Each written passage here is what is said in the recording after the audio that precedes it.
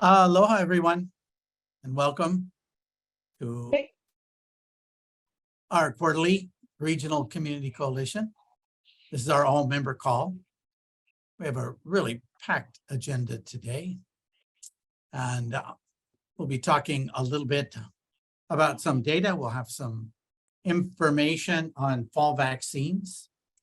We're going to talk a little bit about sepsis and nutrition, and we'll be talking about diabetes. So we'll give everybody a little bit more time. I see our numbers are growing here by a little bit. We'll wait a little bit more to see how everybody's doing.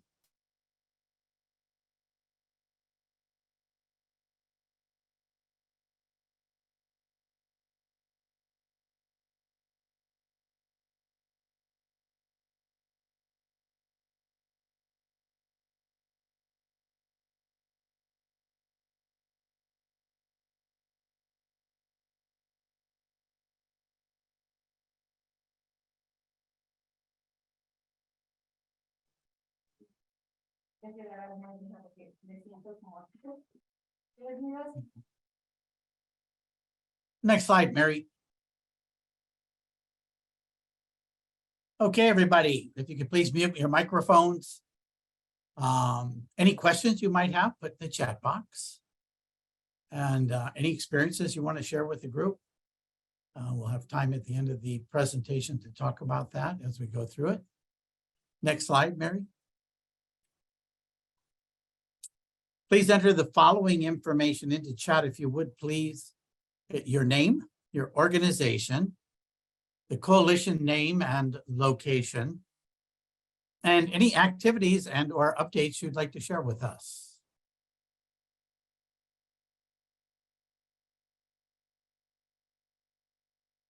Next slide, Mary. So what's new with Mountain Pacific?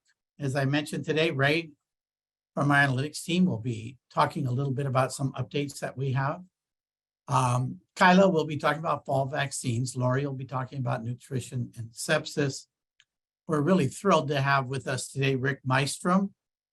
He's going to share with us what he has learned about healthy eating from 85,000 blood glucose tests and 60 years as a healthy type 1 diabetic. Oh, that's great. Next slide, Mary. So we want to take a little pulse of the community as we start out. We have our regular meetings that go on. During that time, we want to always know how we can support you, Mountain Pacific's different coalition groups in our different areas. We extend all the way from Guam, Saipan, and American Samoa through Alaska, Montana, and Wyoming. So it's quite a large area. We have lots of different resources, lots of different folks that with all kinds of different experiences that can help out. For coalition members, please keep us apprised of any new member names and contact information. And let us know if there are any additional or potential partners for us to recruit or to report out. As far as metrics and data, please identify the most important areas of focus for your community. And we also are interested in coalition participation agreements for any new members. And our next all-member meeting, the last one of the year, will be on October 24th, 2023. Next slide, Mary. Our 5 goals for the work that we're doing center around reducing opioid adverse drug events. For many of you, we reached out to you last year about some of the different opioid programs and policies that you have in place. For those of you that we finished that up with, thank you very much. We will be reaching out to some of our folks again to update that survey. So we'll be doing that either live or via emails, and we'll talk more about that later. Chronic disease management, we're looking to target hypertension and blood pressure management, as well as cardiac rehab, slowing the progression of CKD. The care coordination that we're looking at across different care settings, both between nursing homes and hospitals, and then also about some of the super utilizers that we're looking at. We thank you all. We're at 100% for our emergency preparedness plans. Thank you all for working with us on that and for having all of your plans and policies up to date. And immunizations. And like I mentioned before, our pharmacist, Kyla, will be talking a little bit more today about fall vaccines. Next slide, please. So to kick us off today, we'd like to get Ray Tupling, our analytic team lead for us, talk to us a little bit about updates there. And Ray, do you need to share your screen? Yes, I'll share my screen, and I'll try and keep this brief because I know we've got some great presentations coming up. But today we're going to be looking at some admissions and readmission rates among our fee-for-service Medicare beneficiary population. Can you guys see my screen? Yes, we can. Yes, we can. Okay. Yeah. So yes, this is quarterly admission rates among fee-for-service beneficiaries across all 4 states that we cover. Just prior to COVID, this is Q1 of 2020, we were sitting at a rate of 34.8 admissions per 1,000 beneficiary years. As you can see, going over through time, we're on definitely a downward trend up until Q1 of 2023. But you'll notice from Q4 2022 to Q1 2023, we are starting to pick back up our admission rate. That being said, we are still well below our pre-COVID utilization levels for admissions. One of the most marked increases was actually in Alaska, where admission rates have increased significantly from Q3 2022 to Q1 2023, and they're nearly at their pre-COVID levels. I know we've got a fantastic care coordination team and some wonderful partners, but this will be a focus of ours going forward, and any and all input here is very much appreciated. With that, let's look at some of the diagnoses that are driving these admissions. And so what we're going to be seeing here is the same time period, Q1 of 2020 all the way through Q1 of 2023. And what we have is just claims volume for different diagnosis code groupings. So our most frequently occurring diagnosis code group all across our entire region is actually hypertension, followed by chronic kidney disease, and then diabetes. So throughout this region, those are our top 3. I'll just pull out Hawaii real quick and we'll see how it compares. So we have, in the case of Hawaii, CKD is the most frequently occurring diagnosis code, followed by diabetes and then hypertension. So as you can see, Hawaii is a little bit different across our region, not only given its location, but also the diagnosis code groupings that you'll see that most frequently occur. Anyways, we will move on to 30-day readmission rates. Again, this is readmission rates for fee-for-service Medicare beneficiary population. Same time period, Q1 of 2020 over here on the left, Q1 of 2023 over here on the right. Definitely an overall downward trend, but we're seeing that pick up back towards our pre-COVID utilization levels from Q4 of 2022 to Q1 of 2023. So definitely something to keep an eye on out there. And finally, we'll take a quick look at the diagnoses that are driving our readmissions. Across our entire region, CKD is at the very top there for claims volume, followed by diabetes and then hypertension. So with that, I will actually stop sharing my screen. If you have any questions, or actually if you are interested in this data and you have a participation agreement, just reach out to a contact here or reach out to myself. I'll put my email in chat. And we can share this data with those who do have a participation agreement. Yes, that's all I've got. Mahalo, Ray. Thank you so much. You're super. I really appreciate all you do for us. I'm also seeing there's a number of people in-house today. 73 folks are participating. Thank you so much for spending time with us and taking the time to meet with us today. Up next is Kyla. She's going to talk a little bit about vaccine updates and RSV. Yeah, hi everybody. Thank you so much for the high attendance rates today. This is great. Joining you from Alaska. And I'm going to just talk about some of the updates that the ACIP approved at their meeting in June related to fall vaccines.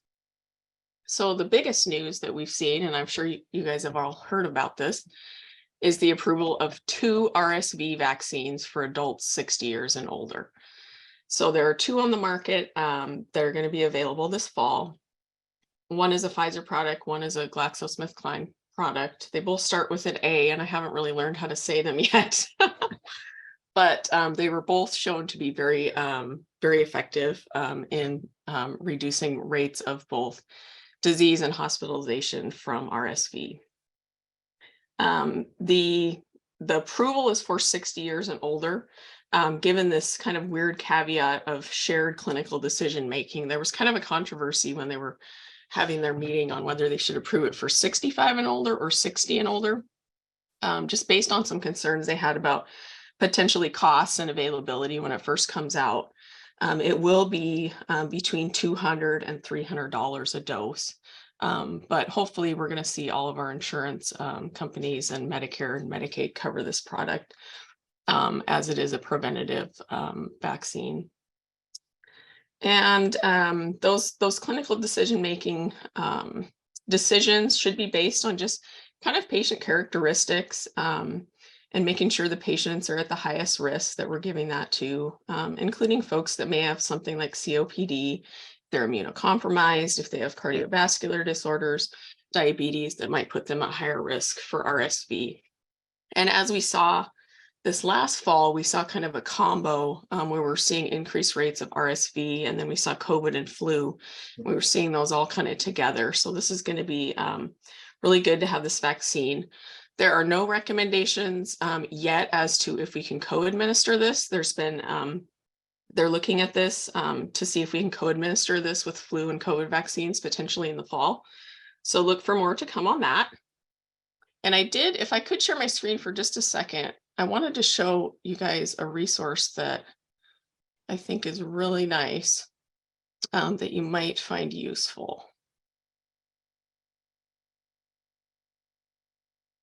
And this is from the National Foundation of Infectious Disease. I thought this was a really nice visual that kind of looks at the symptoms of flu, RSV, and COVID and kind of how they change and how they vary so that you could share this with your patients, maybe post this for your providers or just use this in your day-to-day patient care. So I will share this in the link when I get done presenting. Next, we're going to look at flu. There really wasn't any changes in flu that are significant.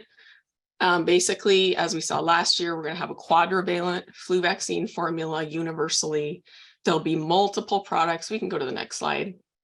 There'll be multiple products available as there is always. And so when we get that information, of course, we will distribute that to you all.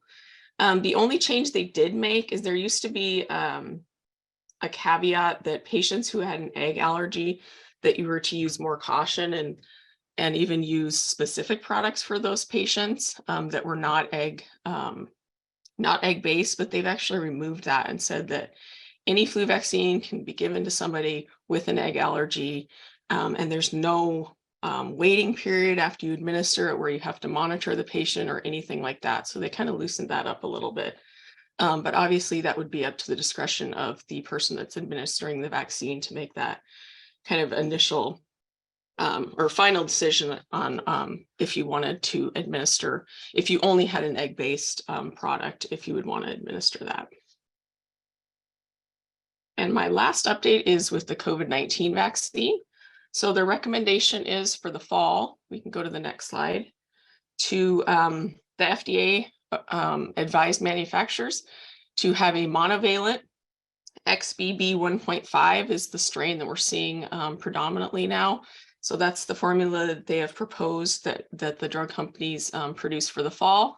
We're anticipating that will be widely available in the fall. And when those products are approved, then the ACIP will give us their recommendations on who needs to get that vaccine, when we need to get it, what the frequency is, and all of the details that everyone will want to know. I think that's all I have. If anybody has any questions, feel free. I'll put a link in the chat to that resource. And there's another resource I'll also put in the chat. It's from the CDC. It's a fact sheet about RSV that might be also useful for folks to give out to patients as we move into the fall season. Wow, Kyla, thank you very much. Thank you. Okay, we have a polling question, and it relates to Lori's work that she's doing currently. So polling question number 1, if your organization provides food for residents, how often are food preferences reviewed and updated with the resident and their family? Monthly, quarterly, annually, when there is an identified need, or never? Go ahead and take a few minutes.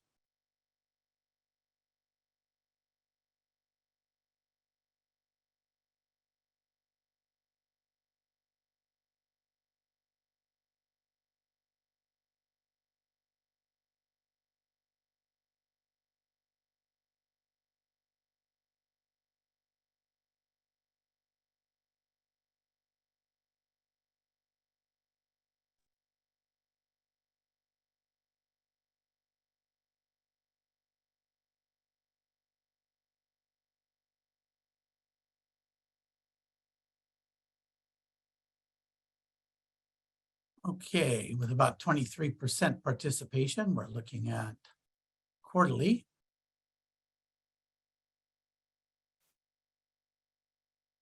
All right. We're up to 18. Yeah, it looks like quarterly or never are the two most popular currently.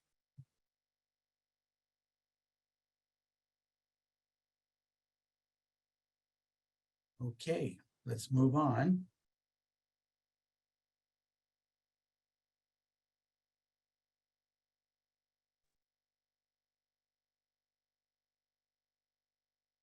All righty, so Lori Shakuyak is wears 2 hats for Mountain Pacific. She's part of our partnerships in community health and nursing home teams in Alaska. And she'd like to talk a little bit about the nutrition aspects of sepsis. So go ahead and take it away, Lori. Thank you so much, Mark. And thank you, Kyla. I'm joining you all from Alaska, as Mark mentioned, and I'm happy to be here today. For those of you guys in our Alaska Coalition, I apologize, these slides may be a bit repetitive, but they were fun and I thought they were worth sharing with our group here. So I can't think of a more fun topic to talk about than food, because it's an integral part of our daily lives and shapes how healthy we are as individuals.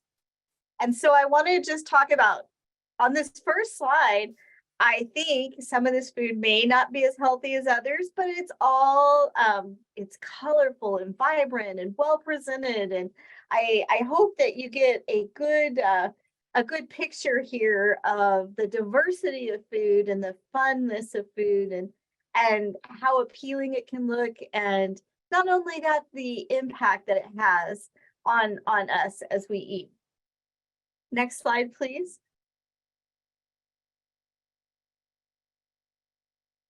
Ooh, how about this food? So it's colorful. I think there's some diversity of color here, but when we recognize that people that we work with in our facilities, whether it's assisted livings or long-term cares, our nursing homes or other settings where we care for people, we recognize that those people may be placed on diets out of concern for swallowing issues or other things, that they may not receive food that is as appealing as the first slide that I showed you. How many of you guys would like to eat one of these plates today?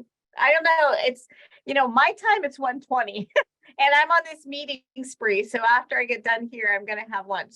But I know Hawaii probably is about lunchtime, and our Montana and Wyoming partners on the call today may be a little post that. But in any case, you know, if you're hungry at all, I think that you probably would prefer food off of the first slide than the second slide. Am I correct? Kyla says that the slide makes her hungry. Yeah.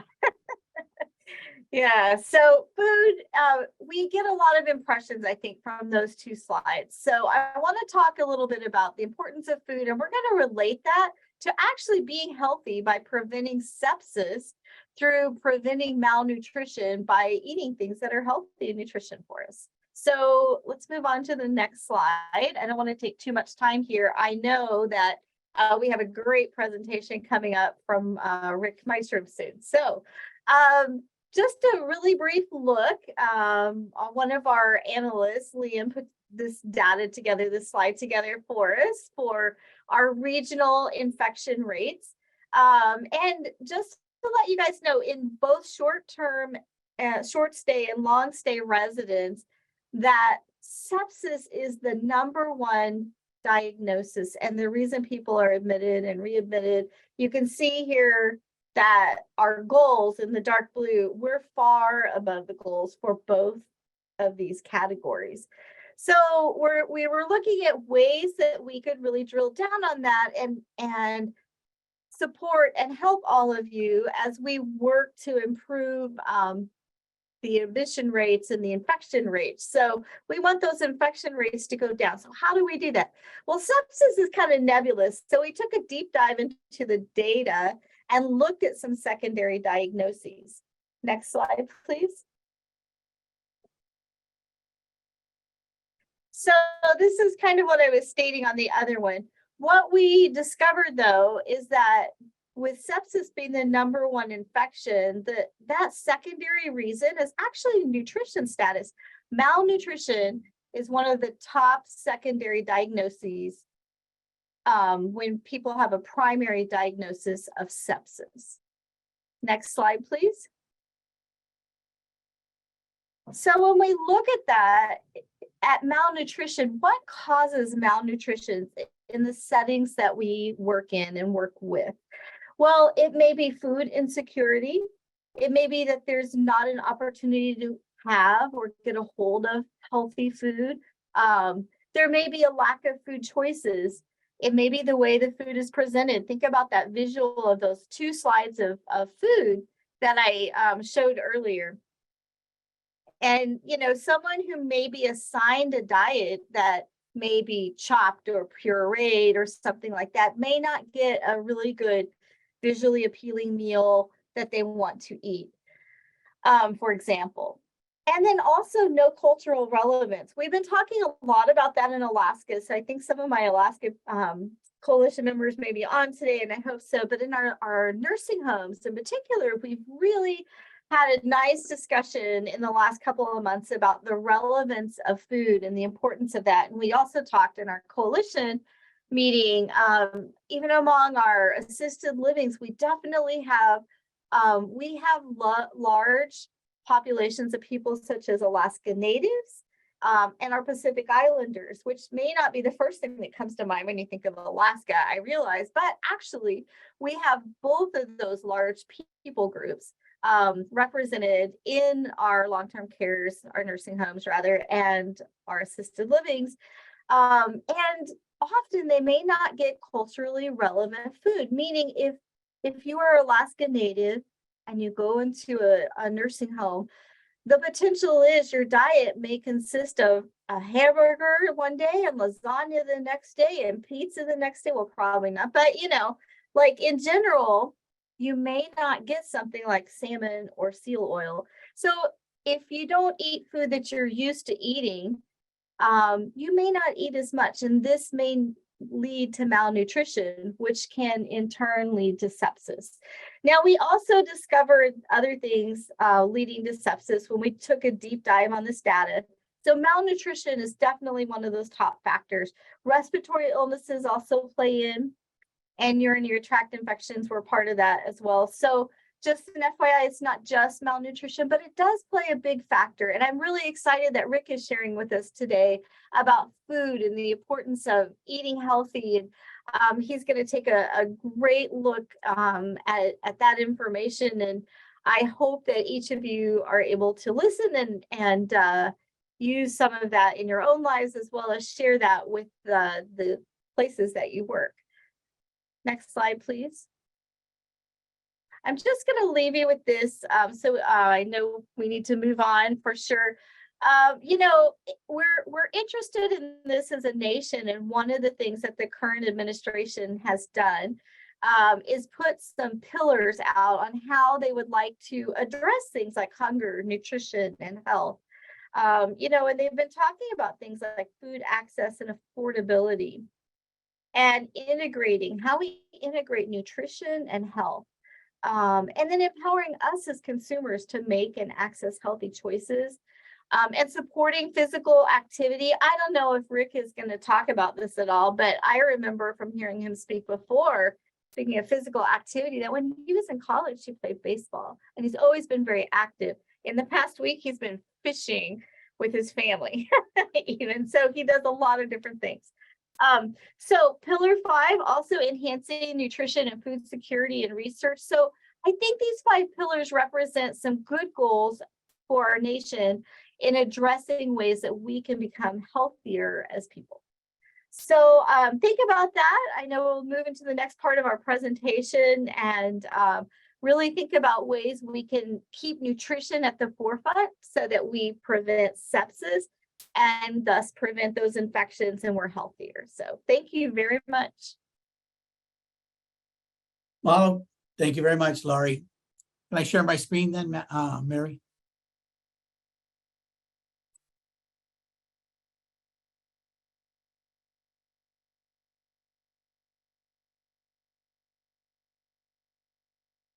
All right. Can you see my screen? I can. All righty. So we're really pleased today to have with us Rick Mystrom. I first met Rick in 2016, and he changed my life. I know he's changed the lives of thousands of people. His background is he was at one time the mayor of Anchorage, Alaska. Also at one time the chairman of the U.S. Olympic Bids and one of the top 3 small businessmen in America. But more importantly, he has taken over 85,000 blood glucose tests and spent over 60 years as a healthy type 1 diabetic. So we will pass this over to Rick, who's going to talk to us a little bit about what he has learned in some of the books that he has written. So go ahead and take it over, Rick. Okay, Mark. Can everybody hear me? Can you hear me? Yes. Okay, good. Well, first of all, I am a 60-year type 1 diabetic, and I attribute a lot of that wealth or a lot of that health I have as a diabetic to the fact that I made myself 2 promises within the first month after I got diabetes. And I got diabetes when I was 20 years old, type 1 diabetes when I was 20 years old, a student at the University of Colorado and very involved in sports. So it was a big impact on me. But after about a month of thinking about it, I made 2 promises. One is that I would never complain about having diabetes. And 2 is I would never let it stop me from doing anything I wanted to do. And I've done really well at keeping those 2 promises. And that attitude has really helped me over the years to be a healthy type 1 diabetic. But let me just start by referring to something that Laurie said. And I thought her presentation was very good. When she talked about malnutrition can result from lack of food availability, making bad choices. And I think there's something else that needs to be added to that. And that is what we were told in 1971, the Senate Select Committee on American Health, chaired by George McGovern, formed a committee to decide what Americans, or try to figure out what Americans should eat. They studied it for a number of years, but on that committee were a lot of members from what you might call the bread belt of America, Nebraska, Minnesota, Wisconsin. They were on that committee. Now, I'm not sure if it was a result of that, but from that came the food pyramid. And the food pyramid came out in about 1980 after they had done their study, and the food pyramid came out in 1980. And one of the things that everybody knows about the food pyramid, they don't know so much about the fact that it's been changed now to the food plate, which is better than the food pyramid, but still could be better, I think, even than that. But the food pyramid told people to eat 6 to 11 helpings of starchy carbs a day. 6 to 11 helpings a day of starchy carbs. And of course, that was great for the grain farmers and the farmers that dealt with corn and grain and all those factors. But it wasn't good for America. But within about 5 years after the food pyramid came out, it started the type 2 diabetes epidemic and started the obesity epidemic. And it took that long for that food pyramid to get into the teaching, to be part of our teaching. And then it's quietly been changed to the food plate, which I think is better. But that's just a little bit of a background. So let's look at the slide before you right now, and that is America and the world's biggest and most solvable health problems. Some people can argue that smoking is the biggest and most solvable health program, and worldwide it may be.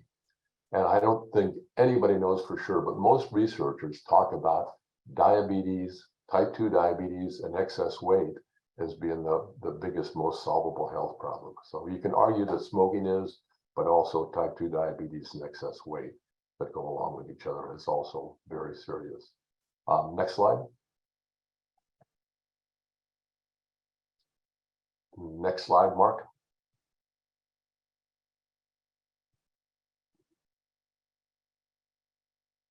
Oh, Okay, you're working on it. there we go.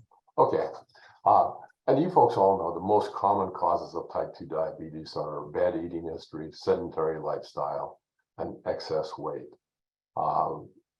Also, heredity can play a factor in it, but these are significant and a big part of it. And so I'll be talking about the solution here of these problems.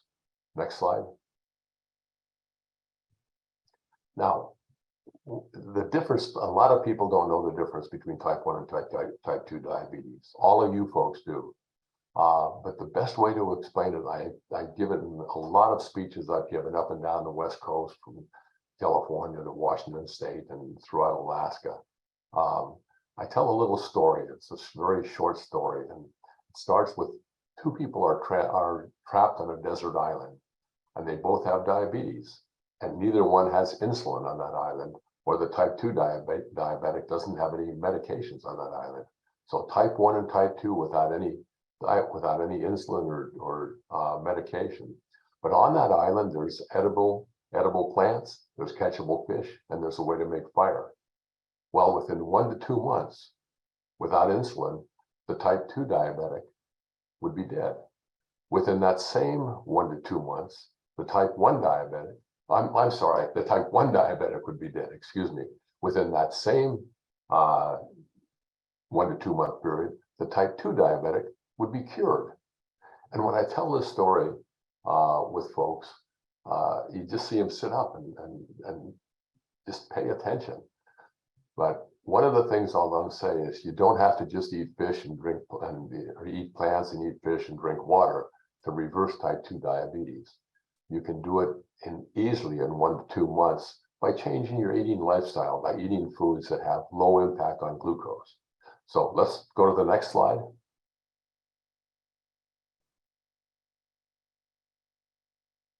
Okay, which is more serious, type 1 or type 2? Now, whoops, we went past it. Okay, which is more serious, type 1 or type 2? Universally, people would say type 1 is more serious because there's no insulin produced at all. And type 2 diabetes produces some, but not enough. But I argue that type 2 diabetes is more serious because by the time you get type 2 diabetes, you're an older person generally. You've got probably had some bad eating habits, sedentary lifestyle. Your organs are not as healthy as you were when you got type 1.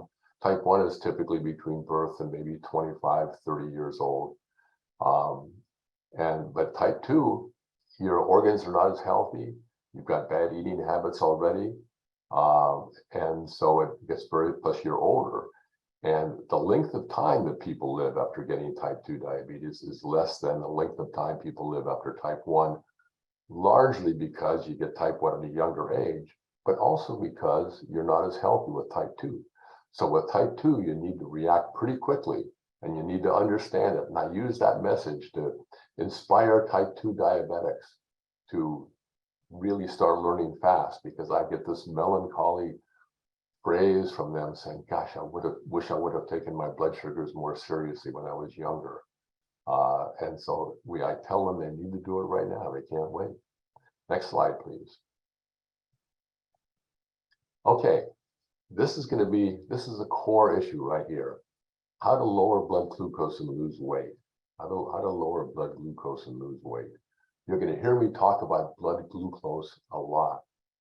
You can call it blood sugar, you can call it blood glucose. It's kind of interchangeable.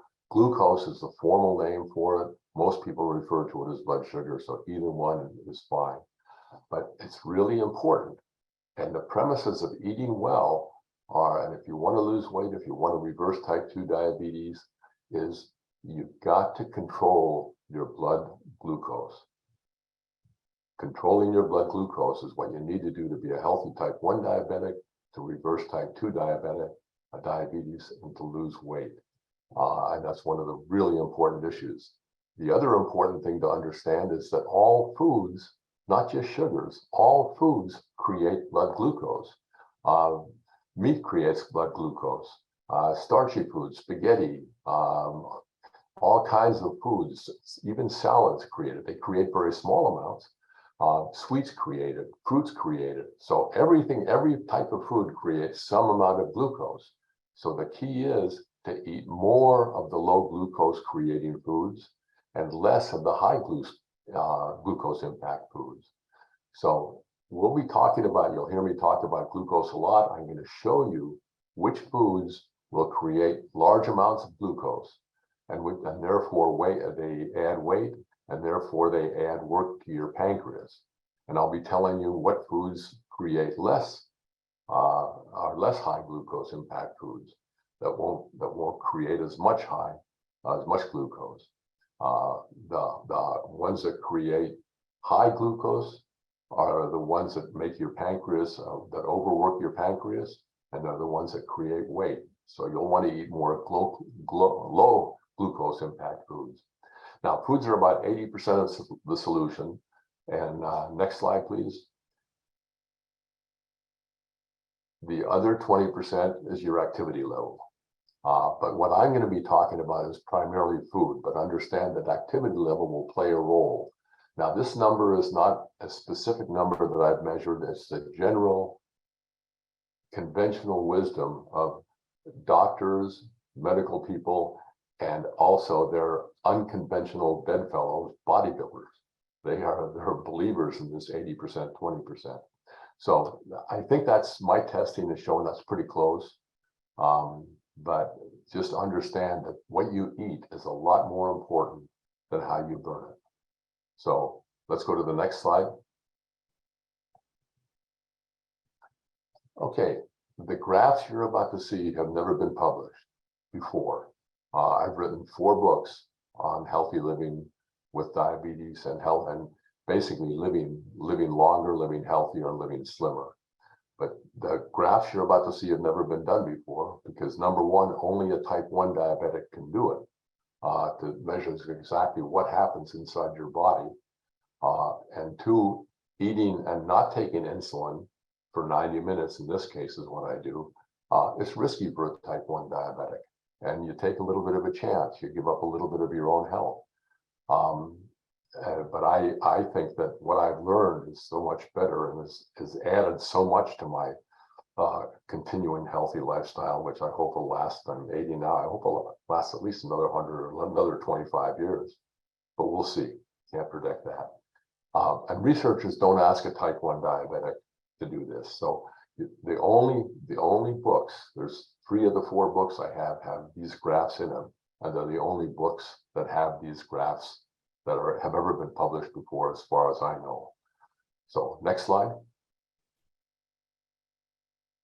Now, this is my protocol for research testing. I'm not going to go into detail on this, but I just make sure my blood glucose is stable. I eat a food or meal that I'm going to measure. I don't inject or infuse insulin for 90 minutes. I test my blood glucose every 10 minutes for 90 minutes, and I chart and graph the result. And I've made hundreds of graphs, of which I use scores and scores of those graphs in my book. So in my books, I give really good explanations and good detail on what my protocol is. So with that said, let's go to the next slide. Okay, is the impact the same for everyone? That's a fair question to ask. Is the impact the same for everyone? And the answer is yes.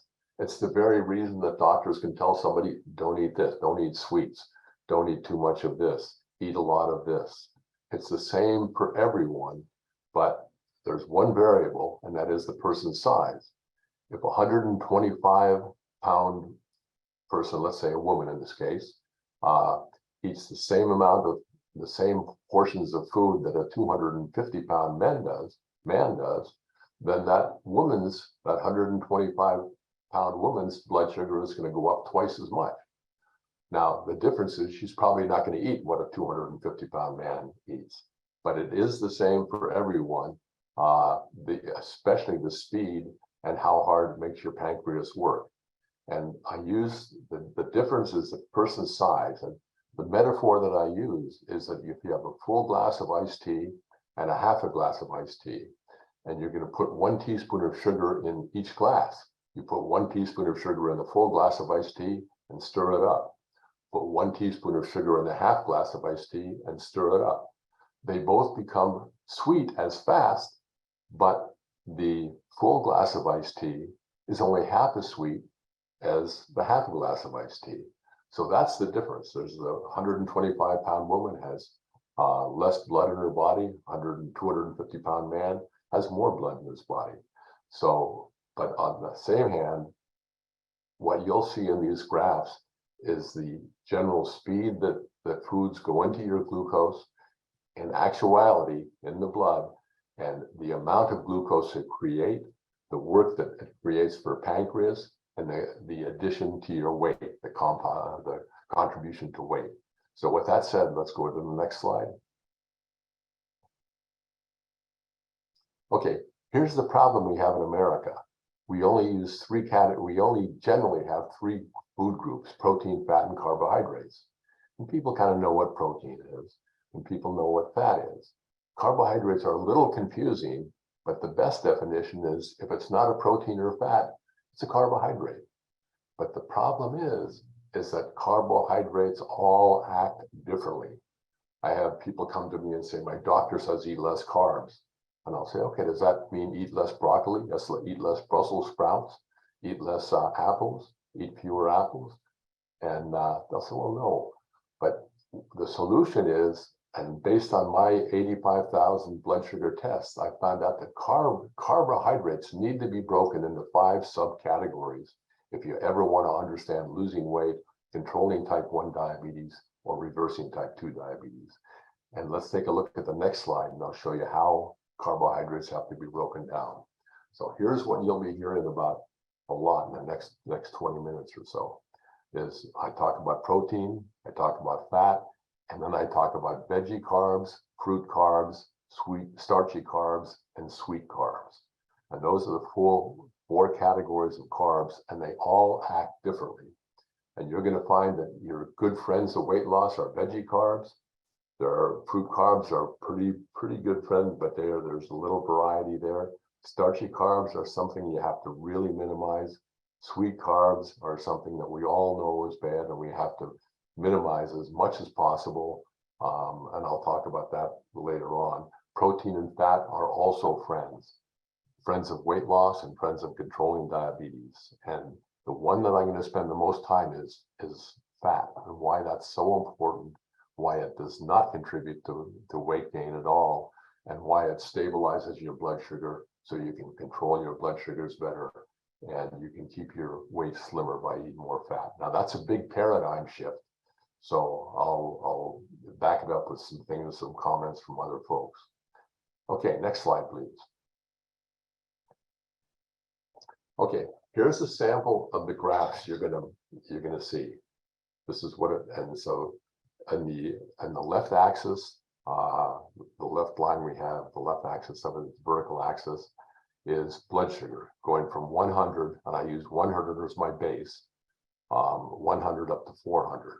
And in my books, I explain how I get to 100 for everything. I index it based on how I start, but we don't have time for that now. But they all start at 100, and then the horizontal axis, the x-axis, is the time, 0 to 90 minutes.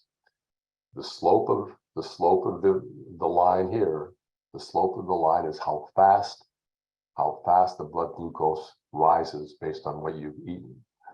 And the peak is how hard your pancreas has to work. And that, you don't want your pancreas to be working hard. It gets worn out.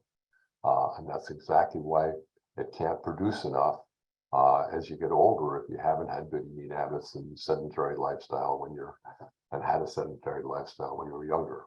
So keep in mind that 3 areas to think about: how fast it rises, what the peak is of your pancreas, how hard it must work, and the shaded area is the contribution to weight. Okay, so let's start looking at what foods do. Next slide, Mark. The first one is chocolate covered donut. We all know that's bad, but I start off with a couple of sweet carbs just to let you know the great contribution to weight. So you can see here, it goes in pretty fast. It gets up to a peak of about 350 and settles down to 322 after 90 minutes. But look at the size of the gray area. That's just a huge contribution to weight. And the peak is a big contribution to working your pancreas hard. So obviously that's bad. Let's look at the next one. Equally as bad, great gray area. It goes in faster because it doesn't have any fat in it, and fat slows it down a little bit. Goes in faster. It reaches a peak of almost 400, and it starts to slow down pretty quickly, and it gets down to about 320. But that's a lot of work for your pancreas. Now, I want you to remember how big this gray area is, and remember how fast it goes in. So just think about that. Down below, you'll see it has 200 calories. And I'm going to show you other foods that have the same amount of calories with almost no impact on your weight and no impact on no overwork for your pancreas. And you'll find out too that calories, the only time the calories haven't worked, and I explain all this in detail in all 3 of my 4 books. Calories don't only work if you're comparing similar foods. If you're comparing different foods, they're useless. They don't work. Now, but they do work if you're comparing similar foods. In this case, it's sweet carbs. Okay, next slide. Spaghetti without butter or sauce. And it's no way to eat spaghetti without butter or sauce, but I needed to find out just what spaghetti did. So I ate a helping, a big helping, sort of a normal helping for me. And I'm 6'2" and weigh about 185 pounds. So you can see, and it's a pretty significant gray area here. Okay, now that's starchy carbs. Let's continue on to the next slide. Also a starchy carb. This is a half bagel with cream cheese. The cream cheese actually doesn't add much to it, and even butter doesn't add much to it, but it's the starch in the half bagel. And the reason I included this is because so many folks, and in this case, it's more women than men, will say, gosh, I just eat a bagel for breakfast, and I can't believe I'm just gaining weight, or I can't lose weight. Well, bagels are not a good thing to be eating for breakfast.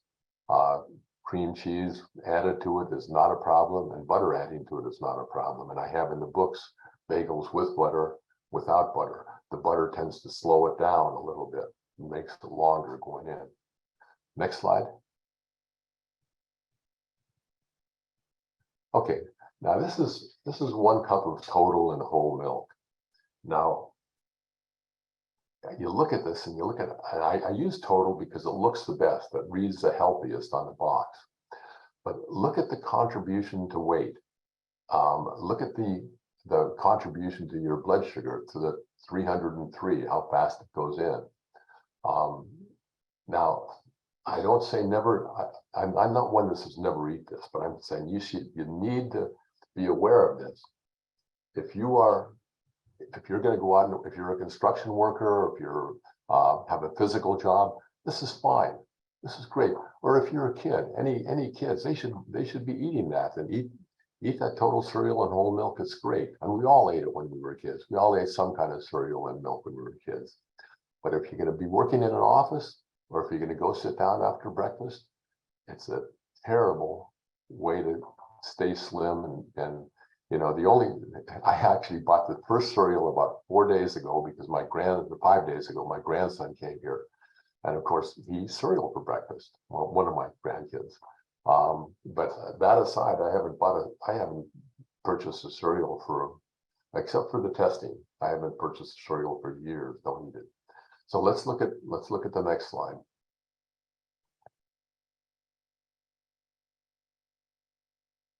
Okay, now look at how small this is. This is a half a grapefruit with no sugar added.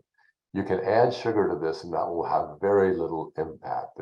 1 teaspoon of sugar has about 17 calories. And so it would maybe go up to 130 there. And I probably should have tested this with sugar, but I unfortunately didn't. But you can see there's almost no impact at first where it starts down below and it goes up just a little bit, but that has no impact. And it probably doesn't surprise anybody because we know that grapefruits are a little bit tart, you may say. Okay, next slide. Rick, we got about 3 minutes left here. Okay, next slide. I'm sorry I have to go so fast, but we'll do it. Medium-sized apple, still good. Low gray area, small gray area. Next slide. Okay, 1 cup of blueberries. Blueberries are just fine. And 1/2 cup would be about half as much. And 1 cup is a big helping. So blueberries you can eat freely. Next slide. 1 cup of cauliflower without butter. Now let's add butter to vegetables. Next slide. 1 cup of cauliflower with butter. 144 versus 149. Almost no impact by adding butter. Okay, next slide. 3 large poached eggs. The best thing you can do if you want to lose weight, stay slim, control your blood sugar, is eat eggs for breakfast or bacon. Let's go to the next slide. This is a ribeye steak. Ribeye steak is and again, I'm a big advocate of fat as more and more people are becoming an advocate of fat. This steak, the cow that this steak came from never had an ounce of fat that he ate. You've heard pure corn-fed beef, grain-fed beef. They were all made fat, and the industry wants to make cows as fat as possible, as fast as possible, and they do it by feeding them grain and corn. Next slide. Okay, rotisserie chicken, great thing to eat. That's 3 pieces I had. Eat one piece and you have 1/3 the rays you have here. Next slide. And keep the skin. Don't take the skin off. Here's 10 ounces of grilled salmon. Has 400 calories, twice as much as that Coca-Cola that you looked at. And look at how little impact it is on fat, on your blood sugar, and on the required work for your pancreas. Next slide. Okay, 2 large bacon slices, kind of the same thing. Now let's talk about fat, why fat is not bad for you. Next slide. Okay, here's the evolution of fat. Time magazine, 1984. Now the bad news and the sad face of eggs and bacon. Next slide. All of a sudden it's getting better. Here's eggs with a little bit of cantaloupe. Next slide. Reader's Digest. Eat this, lose weight, the new science of dieting. It's 2 eggs and the happy face with bacon. Okay, the next slide. This is the one I love. My son called me up when this came out in 2014 because I've been advocating butter as a great health food. And this is Time magazine saying eat butter. and it says scientists labeled the subcategory, which you may not be able to read. It says scientists labeled fat the enemy, why they were wrong. Eat butter. And there's 7 pages in there that explains why they got it all wrong. Next slide. Okay, now what makes a good meal and bad meal? We'll see. Next slide. Here's a good breakfast. 2 eggs, broccoli with butter, or you can put any vegetable in place of broccoli other than corn or potatoes. 2 eggs and any vegetable and butter, great breakfast. Now add pancakes and look what happens. Next slide. What a difference. That's a huge contribution to weight. Sausage link, 2 eggs and 2 pancakes. The sausage links don't add too much, but I'd advocate bacon instead of sausage links because sausages are made differently by different manufacturers. Next slide. Blackened salmon, broccoli salad, great meal. Next slide. Pasta marinara sauce, garlic toast, and olive oil. Look at that, 431, and it's still going up. And I'm not saying never eat this, but eat a lot less of it, share it with more people, share it with 2 other people if you want. That's good. Okay, next slide. Here's yogurt. Bosco's Greek yogurt plain original. 179 is the peak here, or 179 is where it ended up on top here. And let's look at the non-fat version now. Remember, 179 was where, look at that, the non-fat version. I've tested this many times because I don't eat it a lot, so I've tested over and over again. This is the mean, or this is the average of all the testing. 241. So don't eat that non-fat stuff. It'll make you fatter, and it tastes. Besides that, it tastes chalky. But they've added carbs. They've added a little sweetness to the non-fat stuff, and you'll get a lot fatter eating not. And that's very true with a lot of foods. Okay, next slide. In general, this is what I want you to remember, is that there is protein, fat, and 4 types of carbohydrates. And you can understand it, you can control blood sugar if you understand that. Veggies are a great friend of blood sugar control, blood glucose control. Fruits are a pretty darn good friend of controlling yourself, of eating. Starchy carbs are something you really want to minimize all you can. Don't stop eating. I don't eat bread very much anymore, but I'm just saying minimize them. And sweets, once in a while, have a dessert if you want, but don't make it a habit. Don't make it a habit. So that said, let's go to the next slide, and I'm open for questions. Oh, and by the way, here, these are the books that I've written. My Wonderful Life with Diabetes on the left, and that's living for, and at that point in time, I think 50 years with diabetes. What should I eat? And that's for both type 1 and type 2 diabetics. And then I have just the type 2 diabetes lifeline. And people have lost so much weight as a result of this book. They tell me how I brought their blood sugar down, I have the reverse type 2 diabetes, but they absolutely are effusive about how much weight they've lost. And that triggered the last book, which is a weight loss, live slimmer, and it's glucose controlled eating, lose weight, stay slimmer, live healthier, live longer. So with that open, I'm open for questions. Thanks so much, Rick. We really appreciate it. Here's Rick's contact information, and we can get that to all of you folks to work our way through there. I will You can stop sharing here.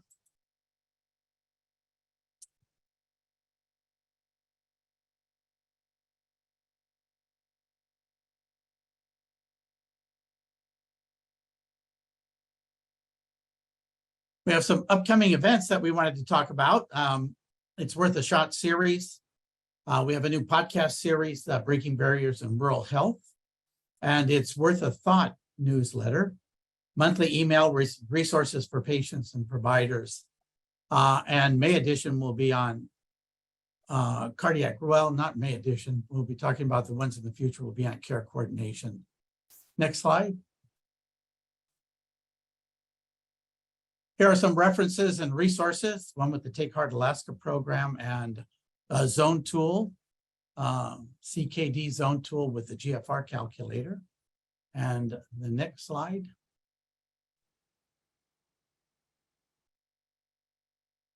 All right, any questions that any of you may have?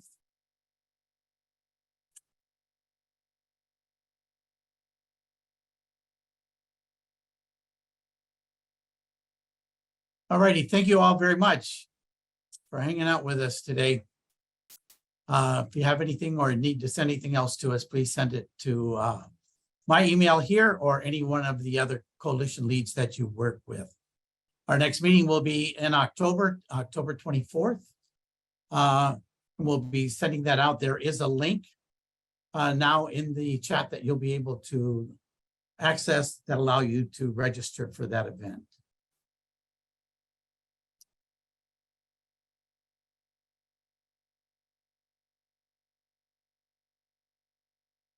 Okay, it's October 25th in Guam and Saipan.